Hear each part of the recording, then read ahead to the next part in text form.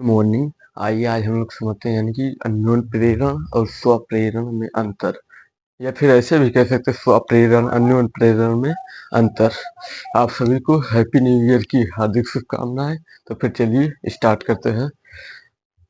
तो फिर पहले आ जाता है हमारा स्वप्रेरण। स्वप्रेरण जो होता है, इसमें जो होती है किसी कुंड, मान लीजिए हमारे पास कोई कुंडली है, उसमें बहने वाली धारा के मान में अगर हम परिवर्तन कर दें तो फिर उसमें क्या उत्पन्न होगा, प्रेरित धारा उत्पन्न हो जाता है। इसी की घटना को हम स्वप्रेरण कहते हैं। यह तो मान लीजिए इतना ही सिंपल है। मान लीजिए अभी हम प्रैक्टिकल में दिखाते हैं। मान लीजिए हमारे पास एक ठो ठीक इसी ही तरह से एक ठो कुंडली है। अगर हाँ इसके हम मान में परिवर्तन कर दें, मान लीजिए कि अभी यह नॉर्मल है, अगर हाँ इसको हम इसके मान में ही अगर हाँ हम ऐसे ठीक परिवर्तन भी कर दें तो फिर क्या होगा, अगर हम इसमें अगर हाँ इसमें धारा आई दे दें, कहने का मतलब कि अगर हम इसमें करंट दे दें तो फिर इसमें क्या उत्पन्न होगा, हमारा प्रेरित धारा। और प्रेरित धारा जैसे ही उत्पन्न होगा, इसी की ही घटना को हम कहते हैं स्वप्रेरण। देख भी सकते हैं, कहने का मतलब ठीक इसी ही तरह से होगा। जो हमारी या स्वप्रेरण की जो कुंडली होगी, इसी की ही घटना को स्वप्रेरण कहते हैं। इस अगर आप प्रेरित धारा उत्पन्न हो गई तो फिर समझ लीजिए कि स्वप्रेरण है। कहने का मतलब कि यह मान लीजिए कोई हमारे पास कुंडली है, इसमें अगर यहाँ कोई बहने वाली धारा आई है, कहने का मतलब अगर इसी के धारा के ही मान में परिवर्तन कर दे तो फिर क्या होगा, इसमें क्या होगा कि प्रेरित धारा उत्पन्न हो जाएगी। और इसकी ही क्रिया को हम कहते हैं, इसी की ही घटना को कहते हैं स्वप्रेरण, या हो गया स्वप्रेरण। और यह मान लीजिए हमारे पास कोई कुंडली जो होगी वह एक ही कुंडली होगी। तो फिर आप लोग इतना तो समझ ही गए होंगे स्वप्रेरण। आप समझते हैं यानी कि अन्योन प्रेरण। अन्योन प्रेरण जो होता है उसमें भी ठीक यही हाल है। अगर हम कुंडली में बहने वाली धारा के मान में अगर इसमें भी परिवर्तन कर दिया जाए, सॉरी सॉरी, अगर ना इसके भी मान में परिवर्तन कर दिया जाए तो फिर इसके पास जो स्थित जो दूसरी कुंडली होगी हमारी, यानी कि वह हो जाएगा हमारा यस। और इसमें क्या होगा कि चुंबकीय फ्लक्स उत्पन्न होगा। चुंबकीय फ्लक्स जैसे ही उत्पन्न होगा, उसी की ही घटना को हम कहते हैं अन्योन प्रेरण। कहने का मतलब कि मान लीजिए हमारे पास यहाँ पर भी दो कुंडलियां हैं, अगर हाँ हम इसमें धारा आई दे रहे हैं तो फिर इसके बीच में याद रखिए कुछ भी जुड़ा नहीं होगा। कहने का मतलब कि अगर हाँ इसमें हम धारा आई देंगे, जैसे धारा इसमें प्रवाहित करेंगे तो फिर इसमें क्या उत्पन्न होगा, हमारा प्रेरित धारा सबसे पहले तो उत्पन्न होगा। प्रेरित धारा जैसे ही उत्पन्न होगा तो फिर यह पास की रखी कुंडली में चुंबकीय फ्लक्स उत्पन्न कर देगा। जैसे यह चुंबकीय फ्लक्स उत्पन्न करेगा, ठीक इसी के ही कारण यह कुंडली भी जो होगी यह हमारी प्रेरित हो जाएगी। और इसी की ही घटना को हम कहते हैं अन्योन प्रेरण। अन्योन प्रेरण में जो होता है द्वितीयक में फ्लक्स उत्पन्न होता है। कहने का मतलब कि इसमें जो यस कुंडली होगी ये इसमें हमारी इसमें फ्लक्स उत्पन्न होगा। और जो प्राइमरी कुंडली होगी इसमें हमारा धारा आई अगर इसमें हम प्रवाहित करते हैं तो फिर प्रेरित धारा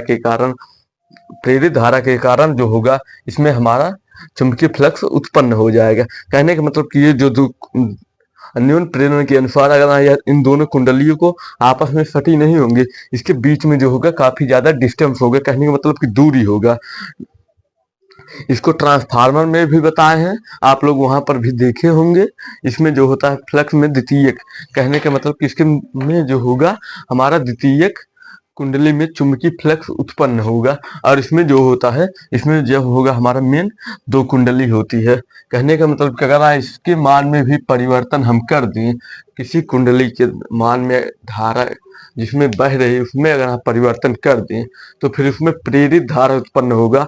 और प्रेरित धारा जैसे ही उत्पन्न होगा उसी की ही घटना को हम कहते हैं स्वप्रेरण। और इसमें भी ठीक वही हाल है। अगर आप किसी कुंडली में धारा के मान में अगर आप परिवर्तन कर दें, कहने का मतलब कि अगर इसमें परिवर्तन हो गया तो फिर इसी के ही पास रखी हुई दूसरी कुंडली में जो होगा उसमें हमारा चुंबकीय फ्लक्स उत्पन्न होगा। चुंबकीय फ्लक्स उत्पन्न होने के ही कारण इसी की घटना को हम कहते हैं अन्योन प्रेरण। और यह क्या होगा कि फ्लक्स में यानी कि इसमें द्वितीयक फ्लक्स में चुंबकीय फ्लक्स उत्पन्न होगा।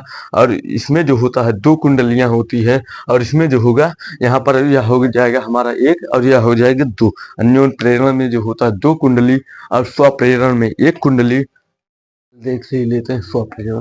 स्वप्रेरणा में जो होता है इसमें प्रेरित धारा उत्पन्न होती है, इतना तो आप लोग जानते ही हैं। मान लीजिए यहाँ से यहीं से भी है कोई हमारे पास एक तो यह कुंडली है, इसमें क्या होगा कि धारा आई अगर यहाँ बहेगी, अगर इसके मान में परिवर्तन होगा, कहने का मतलब यह खींचेगा तनेगा, या फिर इसके मान में चाहे धारा के ही मान में कुछ भी परिवर्तन करके अगर इसमें भेजा जाए तो फिर इसको यह क्या करेगा, यह सीधा ही प्रवाहित कर देगा। कहने का मतलब कि इसको जो होगा घूम करके फिर इसी के यही रास्ते वापस भी चलाए। कहने का मतलब इसमें जो होगा यह सीधा यह प्रवाह होता है धारा के, या इसमें जो होगा सीधा ही प्रवाह होगा। और अन्योन प्रेरण में जो होता है इसमें प्रेरित धारा तो उत्पन्न होती है, लेकिन इसमें जो होगा दूसरी कुंडली को भी प्रभावित कर देता है। कहने का मतलब कि इसमें सीधा प्रवाह नहीं होगा। क्यों नहीं होगा? क्योंकि मान लीजिए यहाँ से हमारे पास एक ठो कुंडली है, या हो जाएगा प्राइमरी, और यहीं से हो जाएगा हमारा मान लीजिए सेकेंडरी। बहुत बेकार बन रहा है। हाँ, मान लीजिए यह हो जाएगा सेकेंडरी, तो फिर यहाँ से अगर हम धारा आई इसमें प्रवाहित भी कर दें तो फिर क्या होगा, इसमें से धारा जाएगी घूम करके इसी रास्ते से फिर वापस चली जाएगी, लेकिन इसमें जो होगा इसमें चुंबकीय फ्लक्स उत्पन्न हो जाएगा। इसकी इसी की यही घटना को हम अन्योन प्रेरण भी कहते हैं। यहाँ तक तो ठीक है।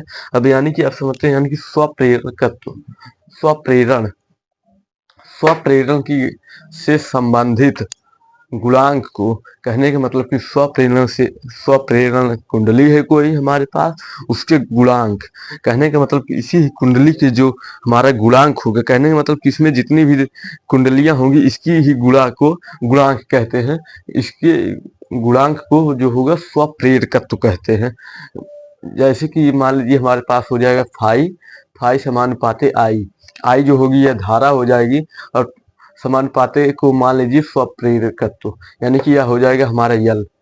तो फिर फाई बराबर हो जाएगा यल आई, कहने का मतलब कि आई हो जाएगी धारा, और यल जो होगा वह हो जाएगा हमारा स्वप्रेरकत्व। तो फिर यल यल बराबर यन फाई अपान आई, और यह यन जो होगा यह कुंडली में यानी कि जितने भी फेरों की इसमें संख्या होगी यन उसको प्रदर्शित करता है। यहाँ तक तो आप समझ ही गए होंगे। अन्योन प्रेरण गुणांक में मतलब कि अन्योन प्रेरण से संबंधित गुणांक को स्वप्रेरकत्व कहते हैं। सॉरी, अन्योन प्रेरकत्व होगा यहाँ पर। हाँ,